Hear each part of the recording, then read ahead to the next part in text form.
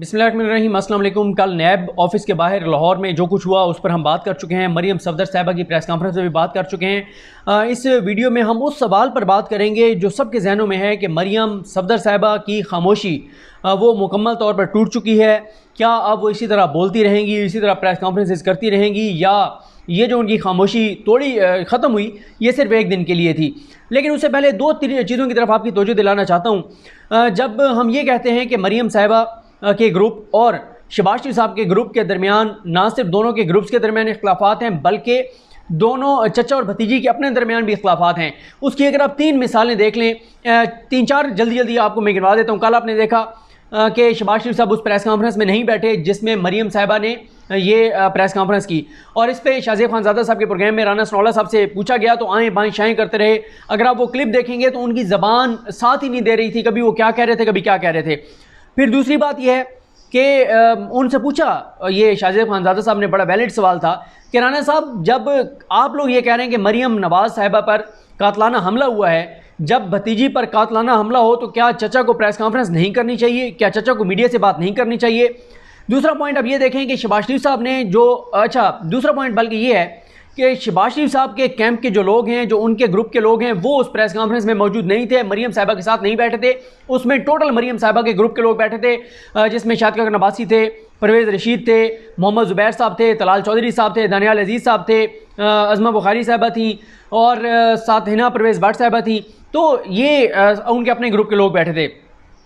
तीसरा पॉइंट ये है कि शहबाज शरीफ साहब ने जो ट्वीट किया, उस ट्वीट में ना उन्होंने कातलाना हमले वाली बात लिखी है, ना उसमें मरियम साहिबा का जिक्र है, ना मरियम का नाम है। और चौथा पॉइंट यह है कि मरियम साहिबा ने अरे गैरे बंदों की ट्वीट्स को रीट्वीट किया है, लाइक किया है, लेकिन अगर उन्होंने किसी की ट्वीट को रीट्वीट नहीं किया, लाइक नहीं किया, तो वो शहबाज शरीफ साहब हैं। ये छोटी छोटी चीज़ें हैं, अगर आप इनको देखें तो आपको अंदाज़ा होता है कि दोनों के दरमियान, चचा और भतीजे के दरमियान इख्तलाफात हैं। यही वजह है कि कल हमने देखा कि मरियम साहिबा ने वाज़ेह तौर पर कहा कि बयानिया नवाज शरीफ का चलेगा, और साथ उन्होंने ये भी कहा कि अपोजिशन की क़यादत मौलाना फजल रहमान करेंगे। उन्होंने ये नहीं कहा कि अपोजिशन की क़यादत मेरे चचा शहबाज शरीफ करेंगे, क्योंकि ये अपोजिशन की सबसे बड़ी जमात है और ऑलरेडी कौमी असम्बली में अपोजिशन लीडर शहबाज शरीफ हैं। इसके अलावा अगर आप देखें, मरियम साहिबा ने कल बहुत बड़ा इंकशाफ किया है और एतराफ़ किया है, ये कहकर कि प्लान था कि मैं भी जाऊंगी बाहर, लेकिन मुझे नहीं जाने दिया गया। तो ये प्लान कहाँ बना था, किसके साथ बना था, ये भी बता देती। और दूसरा, उन्होंने एक और बहुत बड़ा इंकशाफ किया है, वो ये है कि उन्होंने ये कहा कि मुझे जो है वो एज होस्टेज जो है वो रखा गया। उस पर हम आते हैं। लेकिन उनसे जब ये सवाल किया गया कि आप की खामोशी अब मुस्तकिल तौर पर ख़त्म हो गई है या दोबारा आप खामोशी इख्तियार कर लेंगी, तो उनका ये कहना था कि बोलना आसान है मेरे लिए, लेकिन मेरे लिए खामोश रहना मुश्किल है। ये बात सबको पता है, और यही वजह है कि हमें अब भी ये लगता है कि मरियम साहिबा किसी और ट्विटर अकाउंट से एक्टिव थी, ट्वीट्स देखती भी थी, ट्वीट्स करती भी थी, क्योंकि वो रह नहीं सकती ट्विटर इस्तेमाल किए बगैर, ट्वीट्स किए बगैर, इदारों पर हमले किए बगैर, इदारों को बदनाम किए बगैर, इदारों को कमज़ोर करने के बगैर वो रह नहीं सकती। ये ज़रूर है कि कल उनकी पूरी प्रेस कॉन्फ्रेंस में वो कहती तो ये है कि बयानिया नवाज शरीफ का है, लेकिन नवाज शरीफ का बयानिया कैसे है? कल हमने पूरी प्रेस कॉन्फ्रेंस में 55 मिनट की प्रेस कॉन्फ्रेंस में ना खलाई मखलूक का जिक्र, ना नादीदा कूतों का जिक्र, ना फौज पे हमला, ना एस्टेब्लिशमेंट का नाम। तो तब्दीली तो आ गई है ना? तब्दीली आ नहीं रही, तब्दीली आ चुकी है, क्योंकि मरियम साहिबा ने कल पूरी प्रेस कॉन्फ्रेंस में जिक्र तक नहीं किया, फौज का, एस्टेब्लिशमेंट का जिक्र तक नहीं किया। क्यों नहीं किया? जाहिर है उसकी वजह मैं आगे आपको चल के बताता हूँ कि क्यों नहीं किया। वो ये कहती हैं कि जो मैंने आपको बताया कि मेरे लिए बोलना आसान है, खामोश रहना मेरे लिए मुश्किल है। वो कहते हैं पहले मेरी वालदा चली गई इस दुनिया से, वालिद साहब बीमार हैं। उन्होंने वही जो उन्होंने एक कहा कि इतने बीमार थे नवाज शरीफ साहब कि जो डॉक्टर्स ड्यूटी पर आते थे वो ये कहते थे कि मियाँ साहब, हम रोज़ाना आपको आकर देखते हैं तो हमें यही लगता है कि ये आज आखिरी दिन है, खुदा न खास्ता आपकी हालत इतनी ख़राब है। लेकिन हमने देखा वही नवाज शरीफ साहब आप जब गए हैं लंदन, हवाखोरी करते हुए नज़र आते हैं, कॉफ़ी पीते हुए नज़र आते हैं, शॉपिंग करते हुए नज़र आते हैं, लेकिन इलाज के लिए एक दिन भी किसी अस्पताल में दाखिल नहीं हुए।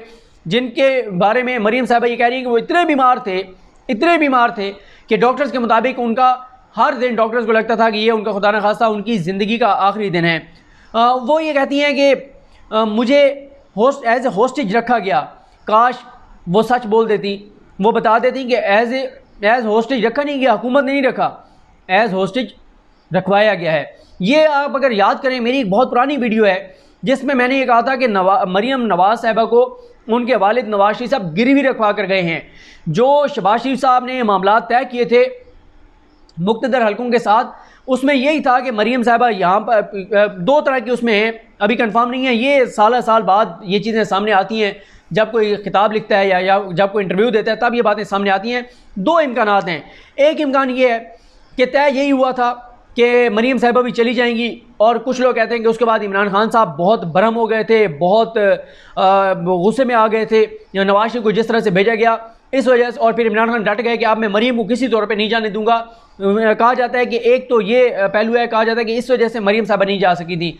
दूसरा एक और भी पहलू है, वो ये है, और मुझे भी यही लगता है कि मरीम साहिबा को नवाज शरीफ साहब गिरवी रखवा कर गए हैं, क्योंकि कहा गया जिनके पास शहबाज शरीफ गए थे, जिनके जाके कदमों में बैठे, जिनके पाँव को जाके हाथ लगाया, जिनकी जाके मिन्नत तरला किया कि बड़े भाई साहब जो हैं वो जेल में नहीं रह सकते, उनको पहले भी 99 में जेल में मच्छर काटते थे, अब भी उनको तन्हाई काटती है, स्ट्रेस में रहते हैं। ज़ाहिर है बादशाह सलामत थे, 11-12 बजे उठना और बेहतरीन नाश्ते करना और अयाशी थी, बादशाहत थी, और फिर जेल में रहना आसान तो नहीं है।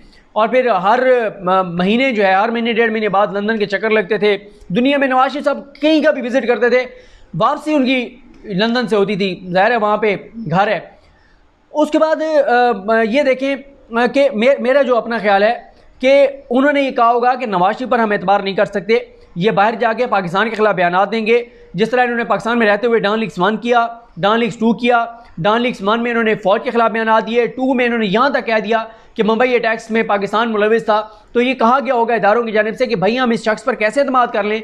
तो फिर ये कहा गया होगा कि उनकी बेटी यहाँ रहेंगी, और ना सिर्फ यहाँ रहेंगी बल्कि खामोश रहेंगी। और अगर ये बोलें तो आप बेशक नवाज शरीफ को वापस बुलवा लीजिएगा, ले आइएगा, लेकिन अगर मरीम साहिबा खामोश रहती हैं तो फिर नवाज शरीफ जो हैं उनको वापस नहीं लाया जाएगा। अब मरीम साहिबा कहती हैं कि अगर मैं बोलूँगी तो मेरे वालिद के लिए मसला होगा, और मेरे वालिद का भी इलाज होना है, मेरे वालिद की एक शरीयान जो है वो 90% मंद है, उनको ऑपरेट होना है, कोरोना की वजह से उनको ऑपरेट नहीं हो रहा। वैसे उनको चाहिए कि नवाज शरीफ साहब को वापस बुला लें पाकिस्तान, क्योंकि यहाँ पे हस्पताल खुल गए हैं, कोरोना पे अल्हम्दुलिल्लाह पाकिस्तान ने काबू पा लिया है। तो अब मेरा ख्याल है कि नवाज शरीफ साहब को यहाँ लाकर और यहाँ पर उनका इलाज कराना चाहिए। मरीम साहिबा कहती हैं कि मैं जो खामोश हूँ इसकी वजह यह है कि करोड़ों लोग जो जिनके लिए नवाज शरीफ बड़ा सरमाया है, मैं नहीं चाहती कि वो नवाज शरीफ साहब जो हैं उनको कुछ हो। वो कहती है कि हमें ज़िंदा लोग चाहिए, हमें मुर्दा लोग नहीं चाहिए, हमें मुर्दा लीडर्स नहीं चाहिए। वो ये कहती हैं, इशारतन उन्होंने बताया कि अगर मैं बोलूँगी तो मेरे वालिद नवाज शरीफ को वापस लाया जाएगा, वो वापस आ जाएंगे, उनको वहाँ से बुलवा लिया जाएगा। तो आप अंदाज़ा लगा लें कि जो वोट को इज़्ज़त दो की बात करते हैं, जो कहते हैं कि फ़लाँ क़ुव्वतों की मुदाखलत नहीं होनी चाहिए, अब वो खुद कुछ क़ुव्वतों के साथ जो मामलात उनके तय हुए हैं उसकी वजह से खामोश हैं। कल उन्होंने प्रेस कॉन्फ्रेंस की है, अब देखते हैं आगे कब तक वो बोलती हैं, नहीं बोलती हैं, खामोश रहती हैं। मेरा ये ख्याल है कि वो ज़्यादा नहीं बोलेंगी, वो खामोश रहेंगी। उसकी वजह यह है कि जो इनडायरेक्ट एनआरओ इन्होंने लिया है, जो इनकी मुख्तदर हलकों के साथ मामला तय हुए हैं, मेरा ये ख्याल है कि वो यही है कि मरीम साहिबा खामोश रहेंगी, नवाज शरीफ भी खामोश रहेंगे, नवाज शरीफ को बयान नहीं देंगे। और मरीम साहिबा ने ये तो तब्दीली आ गई है बयानिए में कि कल कोई खलाई मखलूक का जिक्र नहीं था, कल कोई फ़ौज का जिक्र नहीं था।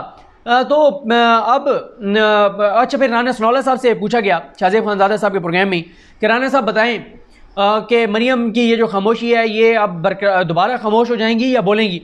उन्होंने कहा देखें जी, पार्टी की तरफ से जब भी उनको कोई असाइनमेंट दी जाएगी, कोई जिम्मेदारी दी जाएगी तो वो बिल्कुल बोलेंगी, लेकिन अभी उन्होंने कहा कि उनके बोलने की ज़रूरत नहीं है, क्योंकि ना तो इलेक्शन है, ना कोई एहतजाजी तहरीक चल रही है, ना कोई और मामला है, तो इसलिए कोई ज़रूरत नहीं है उनके बोलने की।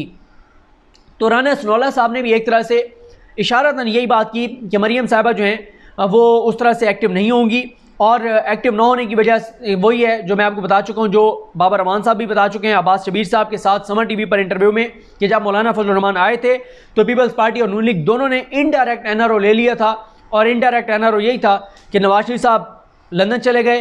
हालांकि उस वक्त चीफ जस्टिस पाकिस्तान ने यह कहा था कि पाकिस्तान की अदालती तारीख में ऐसी मिसाल नहीं मिलती कि किसी सज़ा याफ्ता मुजरिम को पाकिस्तान से बाहर इलाज के नाम पर भेजा जाए। अब मरीम साहिबा पता चल जाएगा कितनी बड़ी नज़रियाती हैं, इनकलाबी हैं, कि वो रोज़ाना अब एक्टिव रहती हैं नहीं रहती, ट्विटर पे एक्टिव रहती हैं नहीं रहती, पब्लिक में आती हैं नहीं आती, प्रेस कॉन्फ्रेंसेस करती हैं ये नहीं करती, मीडिया टॉक्स करती हैं ये नहीं करती, मीडिया के साथ इंटरेक्शन रखती हैं ये नहीं रखती। इससे पता चल जाएगा अगर वो दोबारा खामोश हो जाती हैं तो ज़ाहिर है उससे फिर और ज़्यादा ये बात खैर पहले भी पता है, वो खामोश रहे या ना रहे कि मामलात जो तय हुए थे अब तो सबको पता है जिस तरह से नवाज शरीफ साहब को बाहर भिजवाया गया। लेकिन इनका कम अज़ कम पता चल जाएगा कि कितनी बड़ी इनकलाबी और नज़रियाती हैं अगर ये दोबारा खामोश हो गई। और अगर ये बोलती हैं तो बोलें तो फिर नवाज शरीफ वाले बयानिए पे बोलें, फिर मज़ा आएगा।